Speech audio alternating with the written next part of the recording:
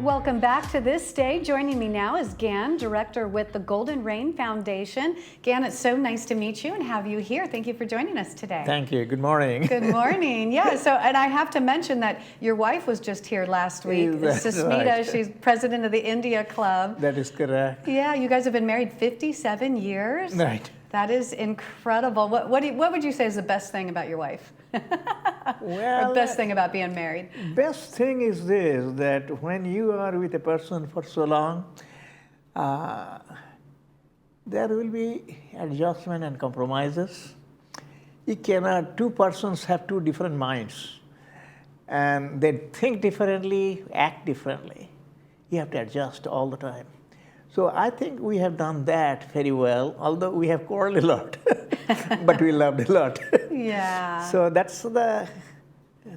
keeps us going. Yeah, that's wonderful. I'm so glad to have met you both now. This is so nice. And you have two grown children. Your son's a doctor here in Laguna Niguel, and your daughter owns a PR company in Maui. Yeah, she is in Maui. She was not affected by the wildfire. Oh, good. However, she had a terrible accident, but she's recuperating well. Okay, good.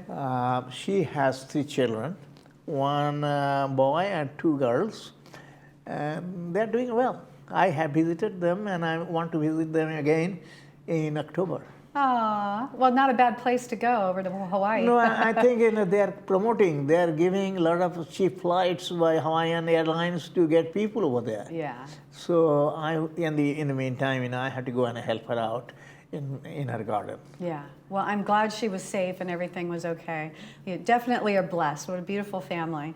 So tell me, you're currently on your 3rd term with Golden Rain Foundation.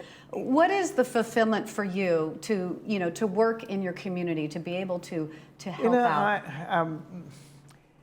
You may say why I'm doing it, perhaps, and what is my interest. I'm a civil engineer, and I am also an earthquake engineering, and so I deal with structures, environmental problems, earthquakes and stuff like that. And I think I should give back some to the society.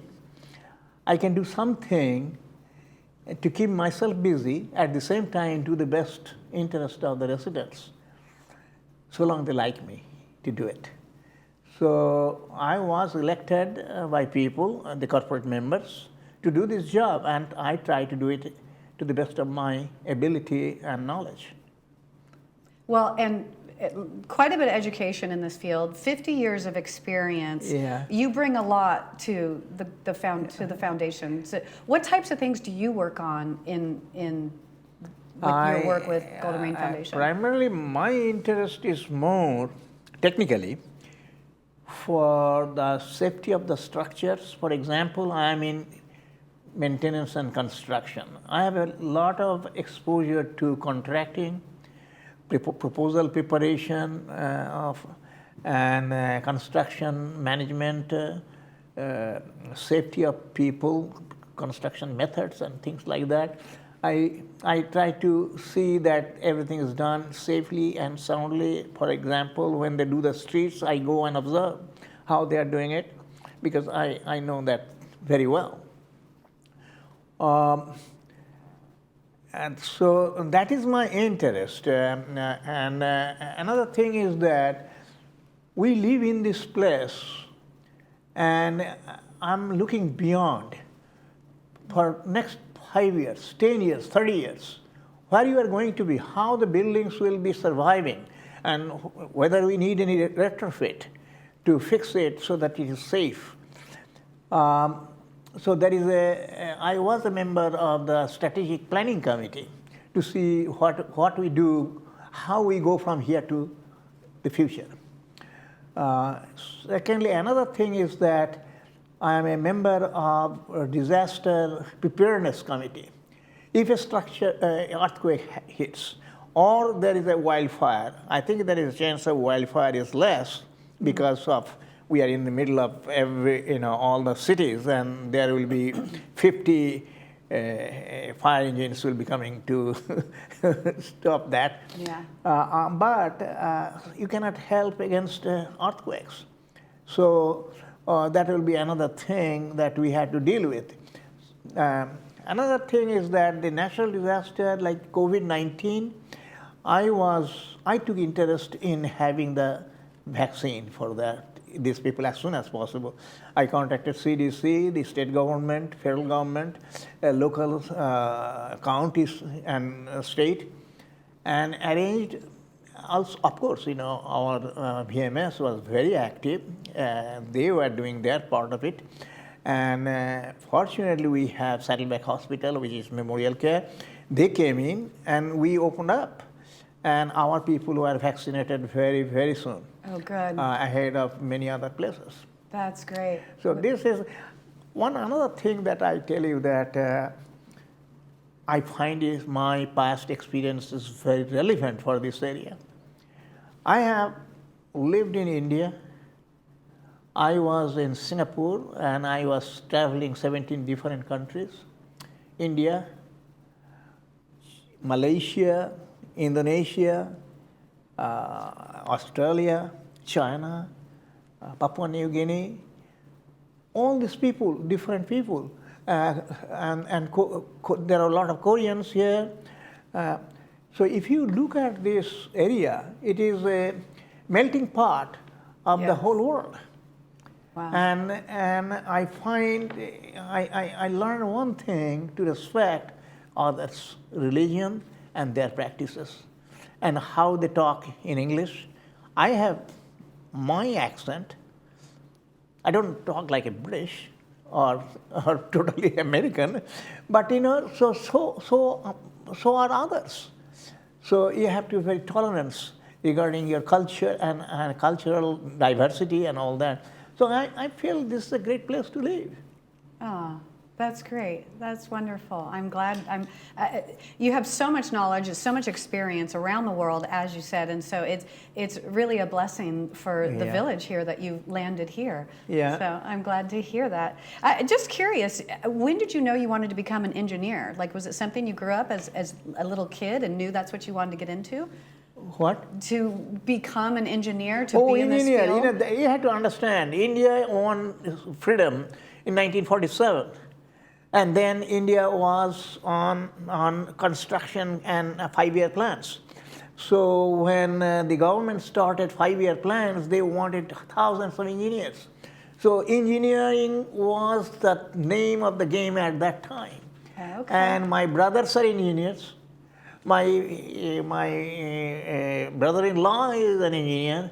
Okay. And I became an engineer. So civil means construction. So that is what we needed at that time in India, and all the good jobs were there in that area, and I became an engineer. Yeah, well, definitely a great career path. Civil engineer. It's so interesting to hear how people's different life paths and how all that came about. So moving to the business with Golden Rain Foundation, their annual elections are coming up. Right. How many seats need to be filled? There will be GRF Board 6 to fill 4 seats. 4 seats, okay. And terms will end in 2026 election time. Okay. That is in so November. if elected, November they'll be there for 3 years. And application and election process instructions are available from CEO's office, located in Community Center here, from Corporate Secretary Michaela Schwettert or Paul Nguyen. These completed applications, candidate video agreements, and candidate statements documents are due to Mr. Schwettert or Nguyen no later than 5 p.m. Tuesday, September 19. So I would request all the residents to get inspired and come in to serve our community. Yeah. That is the best service you can do. Now you've gone through this process. So is it a hard process? No, I didn't find it. Actually, I did not prepare myself. I prepared a resume based on my career resume and told them what I can do. And simply fact, I'm an engineer. I have expertise in this area. If you want me, I can help you in that. So be it. Yeah. If you elect me, I'll do it. to the best of my knowledge and the best interest of all the residents, no matter what, whether they live in third or mutual or 50. It's my job to see that everybody is represented here and I see everybody's interest. Yeah. That's my fiduciary responsibility. That is the way I understand it. Yes. Now, is the board looking for particular skills or anything in a candidate, or? I don't think that we are looking for particularly somebody. It'll be good if somebody is good in financial planning and stuff like that. We have, Jim is doing it right now, but someday he might need some help. So there will be another person who is coming in. Another person with my background may be very helpful, and Karimi, Reza Karimi is doing the MNC, maintenance and construction. I am the co-chair, and I think some people in that area will be very helpful. Somebody with electrical background will be very helpful. The people who have experience that is related to this development will be helpful. Okay. Whether it is social, technical, or economical, financial, Okay. administrative. What would you say to someone now that this is your third term that you've been doing this? If someone's on the fence, like, I do have some skills, I could help, I just don't know if I want to get involved, what would you say to that person? I'll say come forward. Come forward and do your part of the social obligations that you have. Nobody is asking you to do, but it is your hours to do something good and give back to the society. That is, I will say, I will inspire him to do something that he likes to do his best. Yes. Good advice. So there are some upgrades happening here in the village. You want to give us some updates. What's the latest updates with Clubhouse 3? Well, Clubhouse 3 has a very elaborate upgrades with the sound system, projection. The screen was old. We made it, repaired it and did appropriate adjustments to that.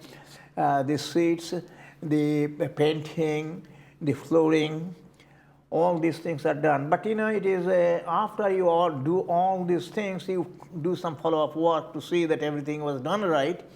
That is this phase we are in right now. Regarding Clubhouse 1, we have studied. We have studied what we need, there are a lot of discussions and meetings in this respect. And then ultimately we went to the consultant's place to choose different colors, and we did not choose the particular color. We choose the range of colors that will be applicable, and then it was put forward in the meeting, and they made a presentation, matching and all that, and then we have decided the color and things like that. That is getting done. Is this more for like interior or exterior? Interior, particularly interior. You cannot do any structural change. Okay. If you do structural change, these buildings were done according to 1960s building codes. If there is any structural change, then you have to conform to the current code, which will bring in that you may have to do a lot of stuff. Okay. So we do not want to go get into it because it will take many millions of dollars to fix that way according to the current code. But, well, the buildings are doing well, and we do make sure that the buildings are safe for that, and we get it a structural consultant to review it and see that it is safe, so that we can assure that safety for the people. Other than that, we are now hiring consultants for doing all the renovations for Clubhouse 1. Okay. And how long should that take until Clubhouse 1 is completed? It is bits and pieces, many things it may take another 6 months. Okay. To a year maybe. Okay. That is my best guess. And so Clubhouse 7. Clubhouse 7 area was they found mold. So Not mold good. is a dangerous thing that, so we did the environmental cleanup of that, and then contractor has been already selected. They have already bought materials for it, and we are getting ready to get the flooring done. So it will be done very soon. The work has perhaps started already. And lastly, that is that we hire, we have a lot of unused spaces, all buildings in clubhouses. Here, for example, on the third floor, the vacated area on this third floor on this other side. So some of the directors thought that we can move around our people and house them accordingly, because we had to vacate Building E because it was not safe. Currently we are renting space by the next building to house some of our people. And for the sake of doing an individual and independent analysis of that, we hired a consultant, the Austin Company, which is very famous. I have worked in the past with Austin Company. It's a large company of international stature, and I have every confidence that they will do a good job. So they have finished the space planning, and now And they this have is given. for, is this for Building E? Finished space planning for building? It is the what happens after you take out people from Building E. Okay. Building E used to have some people from landscaping, particularly from the security department and maintenance and construction.